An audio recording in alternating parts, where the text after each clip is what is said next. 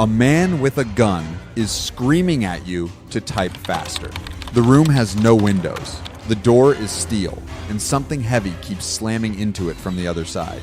Gunfire, close now. Your hands are shaking on the keyboard. On the screen is the system you built, the one that hides every call and moves every dollar these people own. He presses the barrel into the back of your skull. Open it, he says. All of it. You have 10 seconds. But the gun to your head isn't the worst part. Not even close. Let's go back. Congratulations. You just graduated as a software engineer. You try for a real job first. Salary, badge, a desk. You make it to a final round. Then the email. They're keeping the team lean this year. Thanks for your time. You know what lean means. One engineer with the right AI does what 5 people did 3 years ago. So you freelance, an AI in the window beside you, and you take the work you can put your name on. In the spring, on the silver laptop with the cracked corner you've had since school, you build a booking system for a children's clinic, so the nurses stop losing appointments. They pay you a little. You ship it on a Friday. They send you a photo of the staff holding a thank you sign, and you set it as your wallpaper. The director passes your name to a friend who runs a shelter. In the summer, you build a website for a food bank. Word moves inbox to inbox, and small jobs find you without you looking. In the fall, you build a panic button app for a women's shelter, the kind of thing that gets someone help without a sound. It's the best the job ever feels. That's when the messages start. A man named Diego. No photo, no company, no last name. One careful line. Nothing a screenshot could use. He hears you build things nobody can listen to, and he has work. You leave it on red. He writes again. You don't answer. But clean work pays clean money, which is to say, not enough. Rent is late. Your card gets declined at the grocery store. That night, his message is still there. You open it. This time, there's a number at the bottom. $2,000 a week. Paid in crypto to build one thing. You write back. He doesn't text back. Your phone rings, a blocked number. You pick up. I need a phone system nobody can listen in on. Diego says. Not the carrier, not the police, nobody. Privacy from who? You ask. From everyone. Diego says. I have enemies. That's as much as you need to know. Something about it sits wrong. The money, the secrecy, a man who won't say what he is, you take it anyway. You build it in 3 weeks at your kitchen table. Encrypted calls bounce through servers in another country. Keys only the client holds. The AI assistant moves fast and you move faster. You test it at 2 in the morning. The call goes through clean, unreadable to anyone in the middle. You send the proof. The money hits your wallet by morning. You go back to the store where the card was declined. This time it goes through. You don't check a single price. For the first time, you feel almost comfortable. Then Diego writes again. He wants to meet you, in person. The ticket is already bought. You know what kind of man this is. The money, the fear of being heard, the enemies with no names. You know you sit on the edge of your bed and do the math against 3 months of late rent. You close the laptop, you pack it, you get on the plane. The compound is in the hills, 11 miles past the last paved road, behind a wall you can't see the top of. The gate is steel. 2 men open it. 2 more stand inside, rifles across their chests. Beto takes your bag and walks you into the main house. Behind you, the gate rolls shut. You check it later. There's no handle on the inside. You meet Diego in a room with the blinds drawn. He looks at you a long moment. They tell me you're the best there is. He says. You'll know in a month. You tell him. He almost smiles. The phone was a test, he says, and you passed. Now, he wants the whole thing. Every phone, every account, every man he has, on one system nobody outside these walls can reach, built here where no one can see it. He names a number that makes the first job look like pocket change. You take it. Then Beto shows you the rest. Your room, the machines, the rule. No outside tools, No cloud, no AI assistance, nothing that sends a line of your work to a company you don't control. Everything stays behind their wall, on a network that only points inward. A thing that never leaves can never be followed home. You build the full network in a month.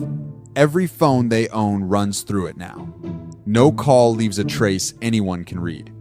The job is done. You pack your bag and ask Beto when you go home. You don't, he says.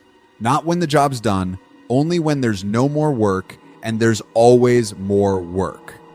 Diego wants to hear his own men, to know who he can trust. You want me to spy on Diego's own men. You say. I want you to build it. Beto says. What he does with it is his business. You start building.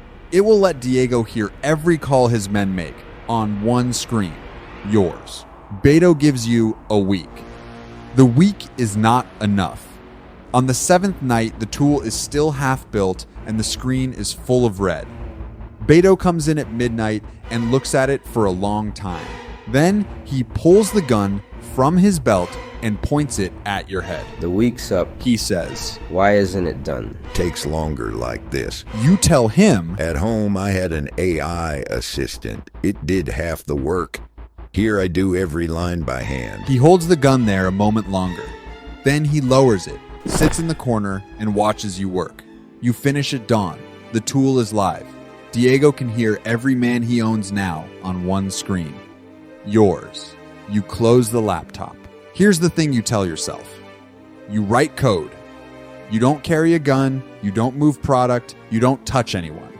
Clean work paid clean money, which was never enough. This pays, and late rent is a problem you used to have. Anyone with an empty account would have gotten on that plane. You're an engineer who found the one client who could pay. Most nights, you believe it. 2 months in, the job changes again.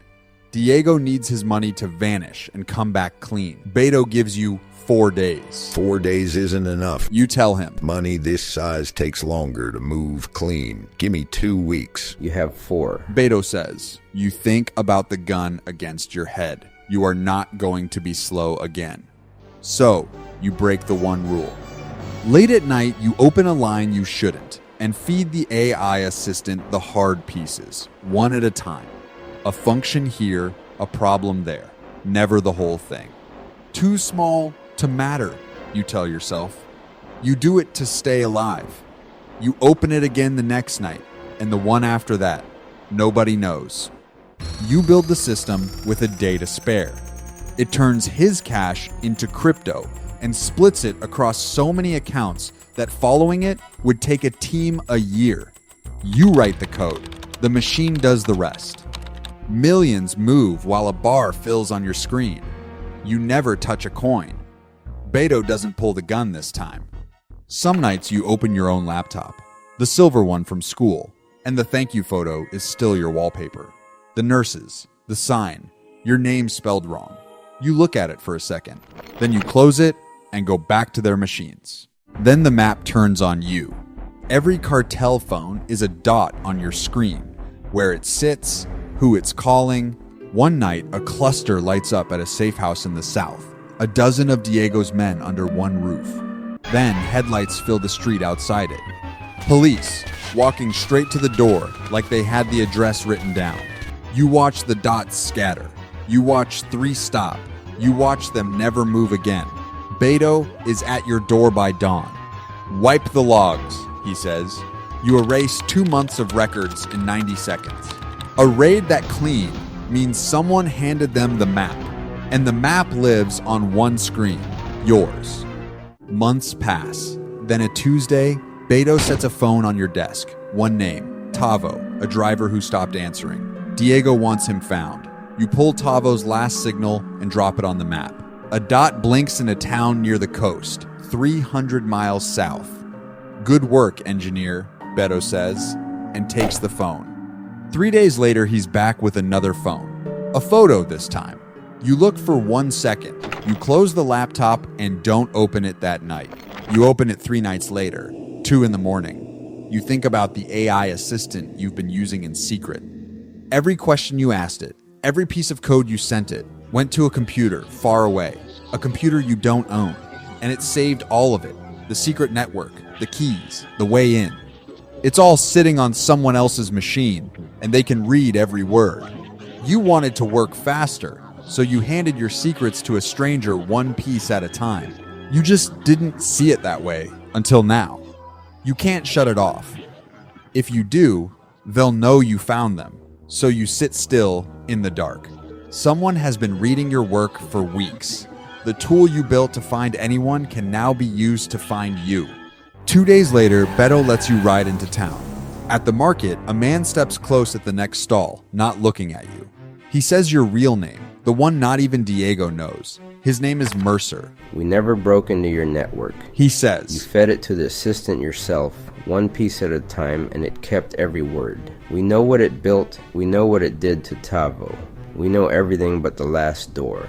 I don't know what you mean. you say, Yes, you do. he says, We can make you vanish the clean way. New name, new country. Or you wait for them to find the leak first. Your call. then he's gone. Beto calls your name from the truck. You have until they notice the system's been touched. A month or an hour. No way to know.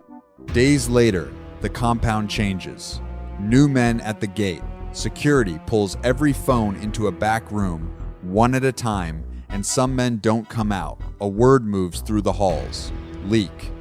Then Beto walks into your room, sets a phone on your desk, and lays a pistol down beside it. Whose login is this? He says, it's a name you made up months ago to hide your own way in. A test account, you tell him.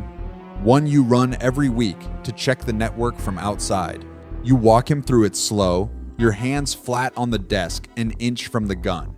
He picks up the pistol and walks out. Sunday, near midnight. The power dies for 1 second and comes back. Then gunfire. Far off, then close. Beto kicks your door in, gun already up, and drags you to the steel room where the servers live. He shoves you into the chair and presses the barrel into the back of your skull. Open it, he says. All of it. Type faster. You have 10 seconds. He has to wipe it before whoever's coming gets in. Something heavy slams the steel door. Your hands are shaking on the keyboard. Here's what Beto doesn't know. The system is already open and has been for 2 weeks. Open it now and the men in the dark get everything. Don't and the gun behind you goes off. You never find out who would have won. The steel door comes apart and men in vests pour through. The shooting stops. Beto is on the floor. You're still in the chair, hands up, the system glowing in front of you. Over the next weeks, you learn the shape of the room you built. The cartel can't put you in the ground. You're the only one alive who knows how it all fits together. The calls, the money, the map. The men in the vests can't let you walk either. You're the only way into everything they spent a year trying to open. You're the most valuable thing both sides own, and that is why neither one will ever set you free. You used to take jobs you could walk away from on a Friday afternoon. There is no Friday afternoon now. Only a desk and a laptop they won't let you power down. The dot still blinks on the map when you open it. Every call you hid, every dollar you moved, every man you found, it built a record of how necessary you are. You used to write code that helped people. Now you write the kind that makes them disappear. You spent a year teaching a machine to find any man on Earth. Now you are the one man it can never find. If you want to see more stories like this one, check out our last video on the black market surgeon, click on it, and we'll see you in the next one.